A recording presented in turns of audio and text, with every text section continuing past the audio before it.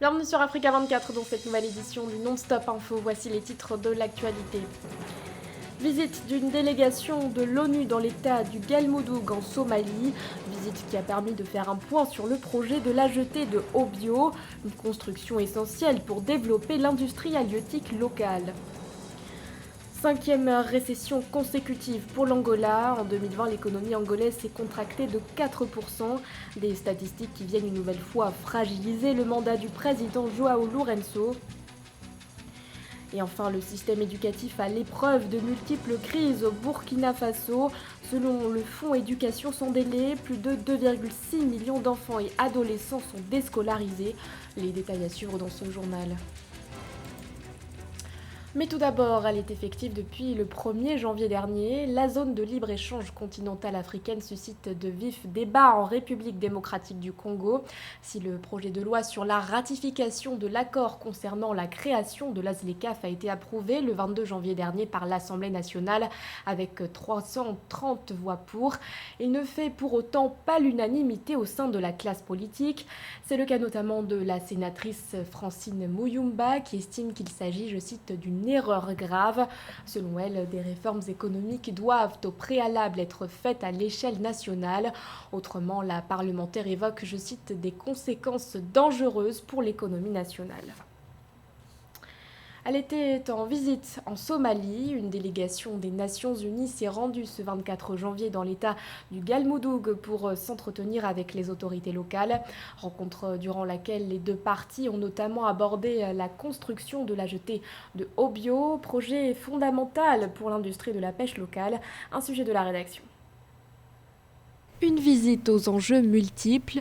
En Somalie, une délégation des Nations Unies s'est rendue ce 24 janvier dans l'état du Galmudug. Cette délégation, menée par le représentant spécial du secrétaire général pour la Somalie, James Swan, s'est entretenue avec les autorités locales en vue d'évoquer leurs priorités pour 2021. Sécurité, réconciliation et aide humanitaire étaient au cœur des discussions. Nous sommes également ici pour écouter attentivement ce que les autorités de Galmudug espèrent et attendent des Nations Unies en 2021, afin que nous puissions mieux travailler ensemble pour répondre aux besoins de la population de Galmudug. Au cours de cette visite, les deux parties ont également abordé la construction de la jetée de Obio. Ce projet, fondamental pour l'industrie de la pêche locale, permettra notamment de faciliter les exportations.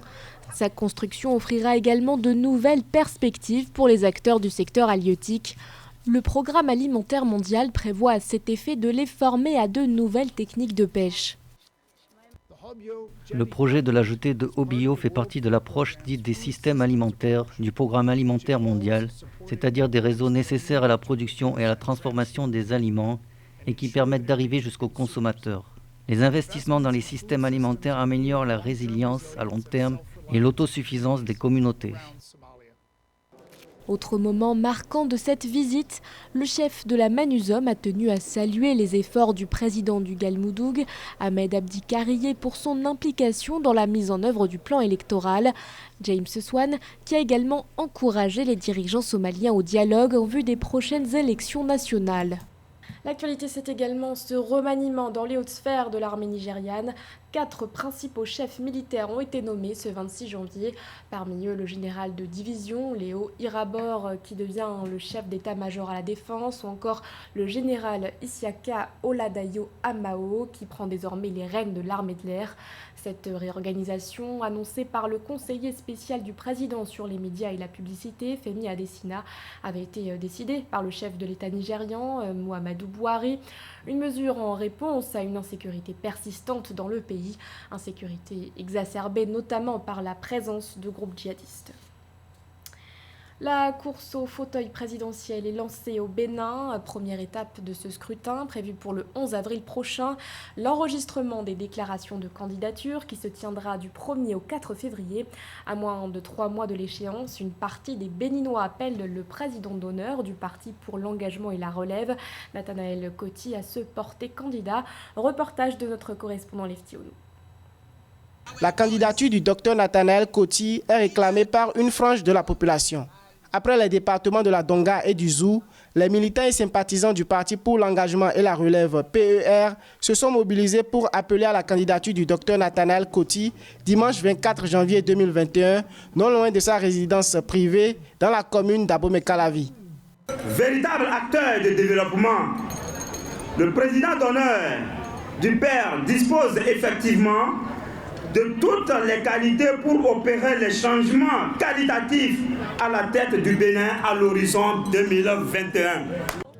Attendant sa déclaration officielle de candidature pour la présidentielle du 11 avril 2021, les militants et sympathisants du PER venus des localités du département de l'Atlantique ont décidé de transmettre en main propre leur manifeste au Dr Nathanaël Coty. Impressionné par la foule du haut du balcon de sa résidence, située à proximité du lieu du meeting politique, le président d'honneur du Parti pour l'engagement et la relève PER, Nathanaël Coty, est descendu afin d'accuser réception de la requête. Je crois bien que dans un futur très proche, très rapidement, je vais répondre à votre appel, ne vous en faites pas. Je voudrais demander à tous ceux qui nous aiment, à tous ceux qui aiment le Bénin, de rester mobilisés autour du PER pour que nous puissions faire de ce pays notre pays de rêve. Un pays où les hommes et les femmes peuvent arriver à parler d'une même voix pour le bonheur de nous tous. Rappelons que la conférence épiscopale du Bénin, au thème de sa deuxième session ordinaire, plénière du 19 au 22 janvier 2021, au titre de l'année pastorale 2020-2021, a recommandé un dialogue franc entre partis politiques et institutions impliquées dans l'organisation du scrutin en vue d'une élection présidentielle pacifique, réellement inclusive, démocratique et transparente. Une crise économique d'envergure pour l'Angola. Outre la crise sanitaire, le pays a fait face en 2020 à sa 5e récession consécutive. Le miracle économique tant promis par le président João Lourenço peine donc à se concrétiser. Les précisions d'Aïssatou Bari. Tous les indicateurs sont dans le rouge. En 2020, l'Angola, deuxième producteur de pétrole du continent derrière le Nigeria, a enregistré sa 5e année consécutive de récession, moins 4%. À la crise provoquée par la chute du pétrole, depuis la mi-2014, s'est ajoutée la pandémie de Covid-19. À 2 ans de l'échéance électorale, le président angolais João Lourenço, élu en 2017 sur la promesse d'être l'homme du changement, peine à convaincre. Le président Lourenço a juste le malheur d'arriver au mauvais moment. Les produits pétroliers baissaient, il est arrivé dans une situation de rupture. Il a investi son temps et son énergie pour remettre le pays dans l'ordre. Et donc la récession à laquelle fait face aujourd'hui le président Lourenço n'est pas due à son management qui est plutôt excellent et rigoureux. C'est plutôt lié à la conjoncture internationale. L'inflation s'est envolée à 21% en 2020. La monnaie nationale, le Kwanza, dévisse. Le chômage bondit officiellement à 34% et l'endettement public s'est creusé à 128% du produit intérieur brut à la fin de l'année 2020. J'espère beaucoup qu'il aura la force et la lucidité de pouvoir expliquer les réalités aux Angolais et leur faire prendre un contrat. Un homme d'État, il sert la République, il sert la patrie et il le fait avec beaucoup de détermination. Ce que le président Lourenço est en train de faire dans ce pays est exemplaire. J'espère beaucoup que les Angolais auront la maturité et la capacité de pouvoir comprendre cela au-delà des promesses. Le gouvernement prévoit une croissance nulle pour cette année et lutte pour maintenir le niveau de la production pétrolière. De l'avis de certains analystes, la première des tâches du président Lourenço pour cette année sera de regagner la confiance des Angolais, désenchantés après l'espoir suscité par son élection. Ils sont plus de 2,6 millions d'enfants et d'adolescents à avoir été déscolarisés au Burkina Faso. Insécurité, changement climatique, pandémie, les enfants se retrouvent pris au piège face à ces multiples crises. Pour y remédier, le Fonds Éducation sans délai compte financer un programme d'une valeur de 21 millions de dollars. Gladys Momba. Le système éducatif burkinabé est mis à rude épreuve. 56% des enfants de 3 à 17 ans sont déscolarisés dans 6 régions du centre-nord du pays, soit plus de 2,6 millions d'enfants et d'adolescents, selon Éducation sans délai, ECW, le premier fonds mondial dédié à l'éducation en situation d'urgence hébergé par l'UNICEF. Nous avons énormément de défis à relever dans le système éducatif. Vous voyez aujourd'hui, malheureusement, en lien avec la crise sécuritaire, les indicateurs du système éducatif en matière d'accès ont baissé. Et ça, c'est la conséquence des établissements qui sont fermés liés à la crise sécuritaire. Et quand on accueille donc un partenaire de ce niveau qui est engagé à nous accompagner et à faire le plaidoyer au niveau mondial pour qu'on puisse être davantage appuyé et que la générosité mondiale puisse s'appliquer à notre pays, c'est une très bonne chose. Un nouveau programme pluriannuel de résilience lancé par le Fonds mondial éducation sans délai devrait permettre d'assurer l'accès à une éducation de qualité à plus de 800 000 enfants et jeunes touchés par la crise au Burkina Faso. 11 millions de dollars devraient être déployés pour toucher 140 000 enfants de 3 régions, mais une mobilisation de fonds plus importante serait nécessaire pour aider l'ensemble des 6 régions marquées par la crise. Si nous pouvons obtenir de nos partenaires donateurs stratégiques au Burkina Faso, avec qui nous nous sommes rencontrés aujourd'hui et dans le reste du monde, 48 millions de dollars supplémentaires, nous pourrons atteindre près d'1 million d'enfants. Violence, attaques terroristes, insécurité alimentaire, catastrophes naturelles et pandémie de Covid-19, les enfants sont les premières victimes des déplacements forcés. En décembre 2020, le Burkina Faso comptait plus d'1 million de déplacés internes, soit une augmentation de 92% par rapport à décembre 2019, dont 60% d'enfants selon l'UNICEF. Plus que quelques semaines avant le coup d'envoi de la Coupe d'Afrique des Nations des moins de 20 ans, organisée en Mauritanie. À cet effet, le tirage au sort a eu lieu ce 25 janvier. En match d'ouverture, la Mauritanie affrontera les Lions indomptables du Cameroun. Reportage signé Corinne Kamzefiem.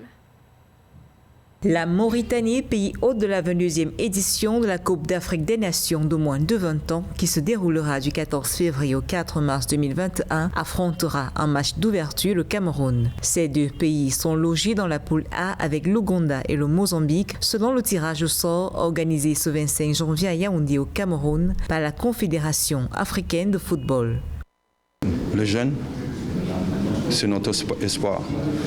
On a commencé, il y a les U15 au niveau de football féminin dans les écoles qui ont fait dans chaque pays. On a maintenant beaucoup de compétitions dans les zones pour avoir plus de compétitions. Quand tu es joueur, tu veux jouer, tu veux te montrer.